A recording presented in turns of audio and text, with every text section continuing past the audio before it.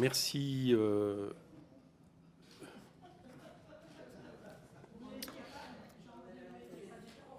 Merci Thomas Cazenave.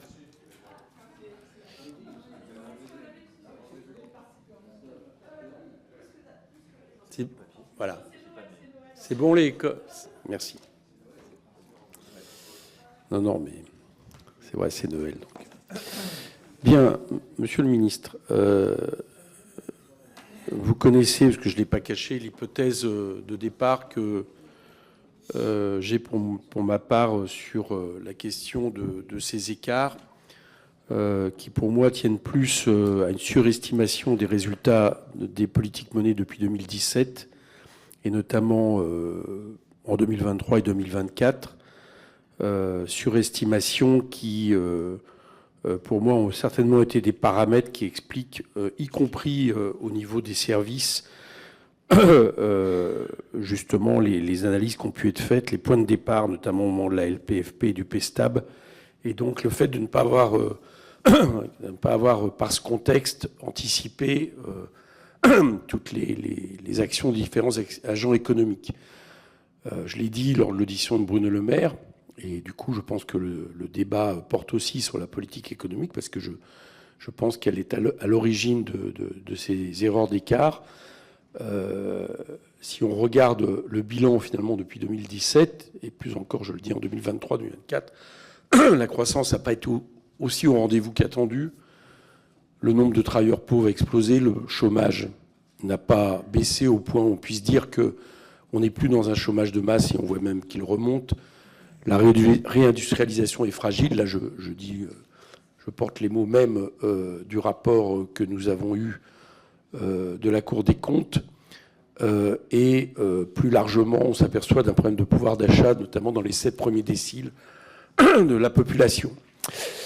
Pour 2024, donc, je pense que l'essentiel de l'écart, à mon avis, elle ne s'explique pas tant par le dérapage, je vais revenir après, un dérapage non prévu, elle s'explique d'abord par le fait qu'on est parti d'hypothèses irréalistes au départ.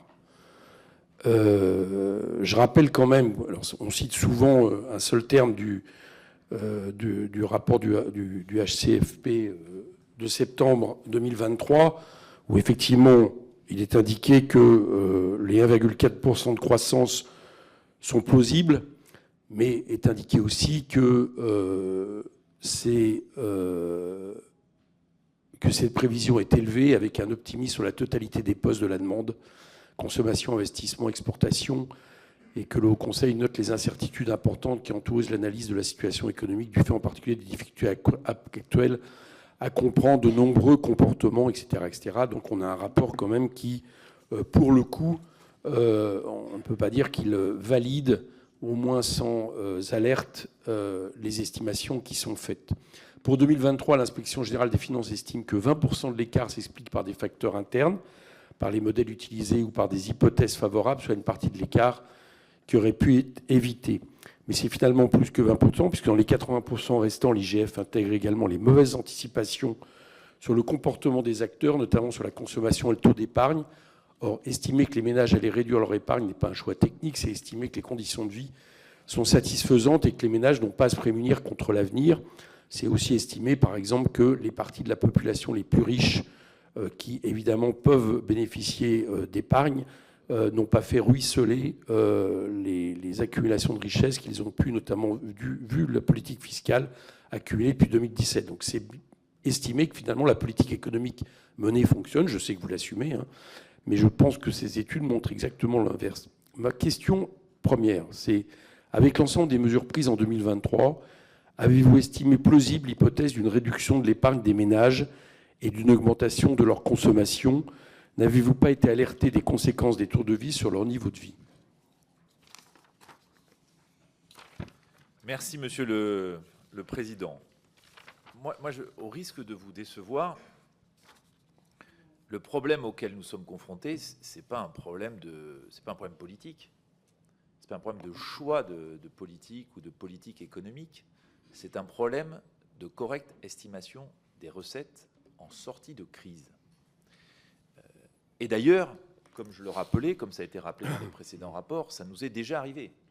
Ça nous est arrivé à la hausse dans les années précédentes, ça nous est arrivé à la baisse en 2008. Et donc tout ça est issu de modèles pour lesquels, je le redis, ça a été dit, je pense, très clairement aussi par Bruno Le Maire, ce n'est pas des arbitrages politiques. Les montants de recettes par impôt sont issus de travaux techniques menés par les services, de directions différentes.